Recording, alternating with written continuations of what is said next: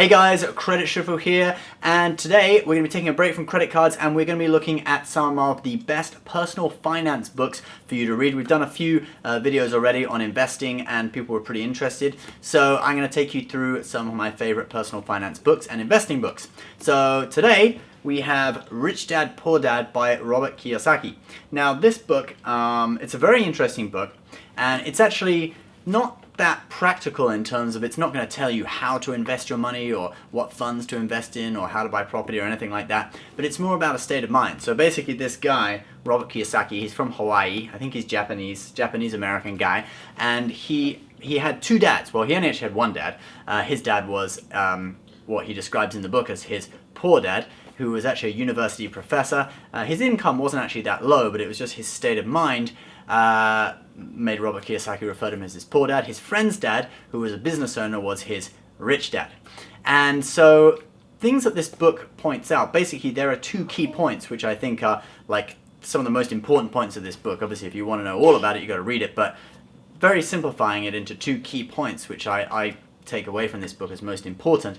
Number one is the principle that the poor, and by saying poor, he actually often includes people with middle class incomes. He uses the word poor as more of a state of mind. So the poor buy liabilities and the rich buy assets. And what he means by this is when the poor get their paychecks, they go out and buy things like cars, big screen TVs, houses to live in themselves. They buy things that are liabilities. They're going to bleed money. You know, a car, after you've bought it, you still actually have to pay a lot of money to maintain it. I actually just paid $800 to replace all my tires, you know? Sucks, okay? And a house, if you live in it, you know, you've got to pay property taxes on it. You've got to pay maintenance fees to fix the plumbing when it breaks. All these kind of things bleed money. But if you buy assets, that could include investing in stocks that are going to pay you dividends every year. So you spend, $100,000 to buy a stock and then it pays you $5,000, 5% every year. It gives you cash flow. It's making your money work for you. That same goes for property. The rich will buy properties that they're able to rent out and get more income back from, which covers all of the property taxes and maintenance and gives them profit on top of that. So that's an asset too. Robert Kiyosaki, he actually was one of the first people to start thinking of personal property, which has for a long time been thought of as an asset, but he argued that it was a liability if it's just personal property that you live in, unless it's a property with a business plan to rent and produce income from, which in that case it would be turned into an asset. So that's the principle. The poor buy liabilities and the rich buy assets. Now the second principle from this book, which I find very interesting, is Robert Kiyosaki explains the different ways in which the poor and the rich pay taxes. And it turns out the poor actually pay a larger proportion of their income as taxes than the rich do. And this is because the poor tend to be employees, okay? And in this we're including middle income people with $70, $80, $90, $100,000 annual income, even several $100,000 income. As long as you're an employee, you are in the same boat. You're paying taxes at the federal income tax rate, which starts at 10% at a very low income and goes all the way up to about 39% now, this year. But the rich aren't employees, they are owners of companies. And if you own a company, whatever that company does, whether it invests in real estate or it buys stocks in other companies, or maybe it actually manufactures something and provides some sort of service, the money that company makes will be paid to you in the form of a dividend, and dividends are taxed at different rates to income, often much lower rates, especially if you've held the shares for a longer period of time. The dividend will be taxed at a lower rate. They also earn some of their money through capital gains, for example, buying a share, holding it for a period of time, and then selling it. If you hold a stock for a period of time longer than a year, the capital gain on that stock is taxed at a much lower rate than normal federal income tax. And you can see this as a classic example of this is that Donald Trump, in the presidential campaign, he wouldn't release his tax returns. Hillary Clinton criticized him for it during the debate and suggested that, oh, you won't release your tax returns because you haven't paid any tax. And he then very smugly said, that makes me smart.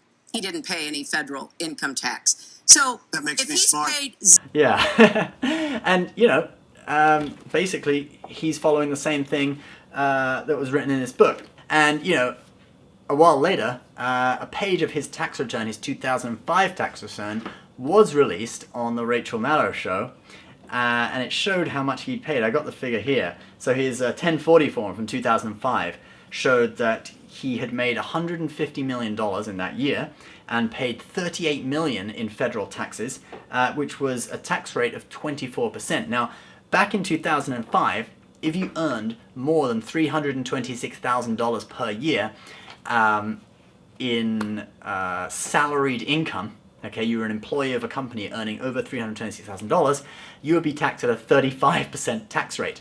He only paid a 24% tax rate on income of $150 million. So how did he do it? Well, you of course have, you know, he's earning money through dividends, which can be taxed at a lower rate. He's earning money through capital gains, which is also taxed at a lower rate. And in addition to that, don't forget it's a business, so not all the money that comes into the business is money that is counted actually as profit. There are a lot of ways of, you know, having deductions. Obviously, any money you spend to develop your business is a deduction.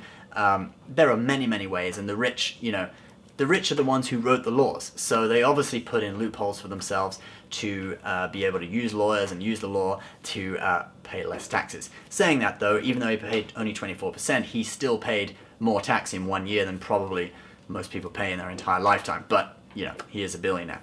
Now, I'm not saying this is right, but it's just the way it is. And if you want to know about this, you can check it out in this book. It really is very interesting.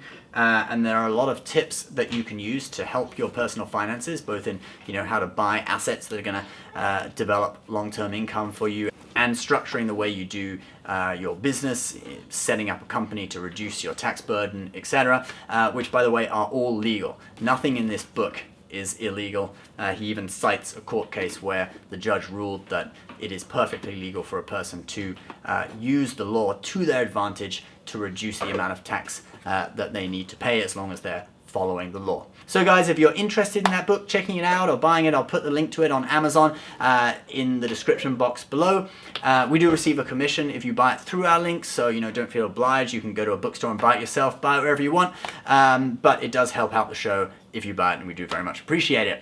What do you think about all this? Have you read this book, and what do you think of Robert Kiyosaki's ideas? Please leave your comments below. Subscribe if you're new. Give this video a like. We'll see you next time. Bye.